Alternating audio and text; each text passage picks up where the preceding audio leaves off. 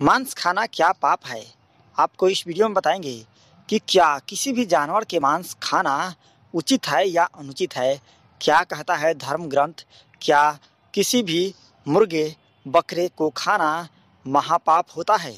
तो चलिए आपको बताते हैं पूरी डिटेल से। हिंदू धर्म ग्रंथ के अनुसार अनेक जगहों पर मांस खाने के बारे में बताया गया है। सबसे पहले चलिए आपको महाभारत के कुछ श्लोकों को दिखाते हैं कि इसमें मांस खाने को लेकर क्या कुछ कहा गया है। सबसे पहले आप इस श्लोक को देखिए। इस श्लोक का अर्थ है, जो दूसरों के मांस से अपना मांस बढ़ाना चाहता है, उससे बढ़कर नीच और निर्दयी मनुष्य दूसरा कोई नहीं है। इसके बाद में आप इस श्लोक को देखिए।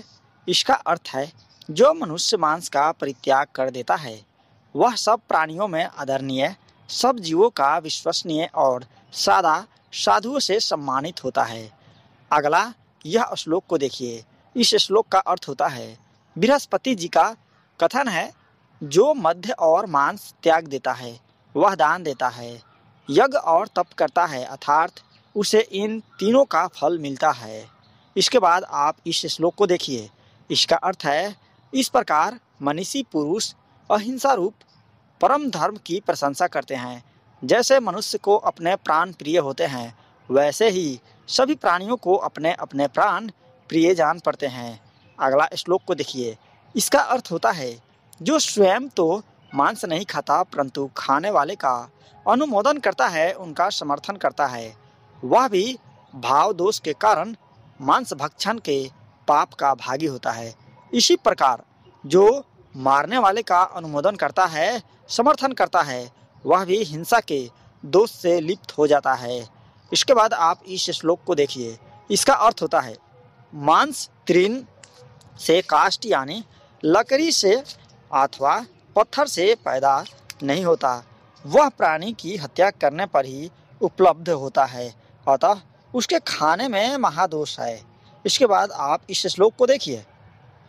इस श्लोक का अर्थ है, जो मांस लोभी मूर्ख एवं अधम मनुष्य होता है और यज्ञ त्याग आदि वैदिक मार्गों के नाम पर प्राणियों की हिंसा करता है, वह नरक भोगने का हकदार है। चलिए वेदों में क्या बताया गया है मांस खाने को लेकर आपको बताते हैं। वेद के इस श्लोक को देखिए।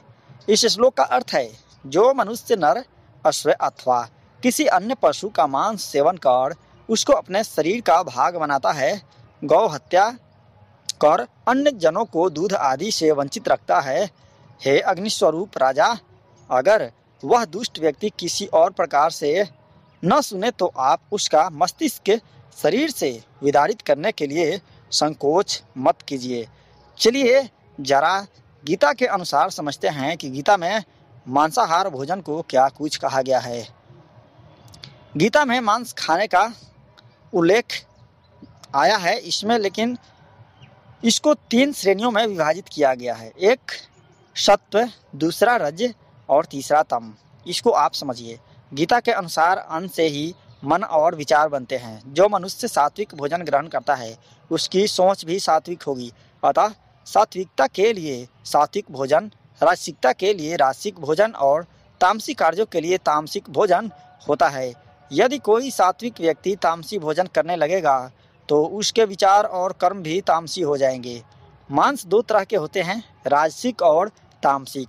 उसको पकाने के तरीके से भी उसकी श्रेणी तय होती है। संतों, ब्राह्मणों और धर्म के कार्य में कार्यरत लोगों को सात्विक भोजन करना चाहिए, लेकिन युद्ध, क्रीड़ा और भयंकर कर्म हेतु लोगों को राजसिक भोजन करना चाहिए।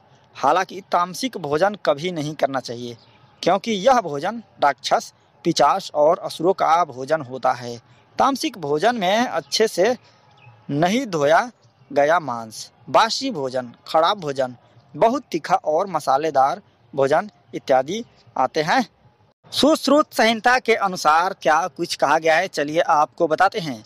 आयुर्वेदज्ञ सुश्रुत के अनुसार रोगोपचार में शरीर की पुष्टि हेतु कभी कभी मांसाहार करना जरूरी होता है। सुश्रुत संहिता के अनुसार मांस, लहसुन और प्याज औषधीय है। औषधि किसी बीमारी के इलाज हेतु होती है आपके जीवा के स्वाद के लिए या इसका नियमित सेवन करने के लिए नहीं होती है। आज भी मछली का तेल, सांप के जहर से अनेकों औषधि का निर्माण होता है। इसी तरह बकरे की हड्डी के रस और खरगोश के खून का भी औषधीय उपयोग होता है। इनके उचित सेवन से रोग नष्ट होते हैं। इस तरह यह देखा गया है किसी विशेष रोग में कुछ पशुओं के मांस, हड्डी या अन्य अंगों का उपयोग होता है। पशु बलि प्रथा। देवताओं को प्रसन्न करने के लिए बलि का प्रयोग किया जाता है। बलि प्रथा के अंतर्गत बकरा, मुर्गा या भैंस की बलि दिए जाने का प्रचलन है। हिंदू धर्म में खासकर मां काली और काल भैरव को बलि चढ़ाई जाती है। विद्वान मानते हैं कि हिंदू धर्म में लोक परंपरा की धाराएं भी जुड़ती गई और उन्हें हिंदू धर्म का हिस्सा माना जाने लगा। दरअसल बलि प्रथा कभी भी हिंदू धर्म की देन नहीं है। बलि प्रथा का प्रचलन हिंदुओं के शाक्त और तांत्रिकों के संप्रदाय में ही देखने को मिलता है, लेकिन इसका कोई धार्मिक आधार नहीं है। शाक्त या तांत्रिक संप्रदाय अपनी शुरुआत से ऐसे नहीं थे, लेकिन लोगों ने अपनी इच्छाओं की पूर्ति के लिए कई तरह के विश्वास को उक्त संप्रदाय में जोड़ दिया। पशु बलि की यह प्रथा कब और कैसे प्रारंभ हुई कहना कठिन है, लेकिन इतना तो तय है कि यह वेद, गीता, उपनिषद या पुराणों की देन नहीं है। आपके सामने दो मार्ग है, पहला आत्मा का मार्ग और दूसरा शरीर का मार्ग। यदि आप आत्मा के मार्ग पर चलना चाहते हैं तो आपको अपने जीवन में सात्विक भोजन, गुण और कर्म को अपनाने की जरूरत होगी। यदि आप सांसारिक मार्ग पर चलकर शरीर को पुष्ट करना चाहते हैं तो आपको तय करना है कि आपको क्या खाना और क्या नहीं खाना है। हालांकि हिंदू धर्म में मांसाहार खाने की सलाह या अनुमति नहीं देती है। खासकर हिंदू धर्म में अश्व, नर, गाय, श्वान, सर्प, सुअर, शेर, गज और पवित्र पक्षी, हंस आदि का मांस खाना महापाप माना गया है। तो आप लोगों को ये जानकारी कैसी लगी कमेंट बॉक्स में जरूर बताएं। वीडियो अच्छी लगी तो इस चैनल को सब्सक्राइब जरूर कर लें। धन्यवाद।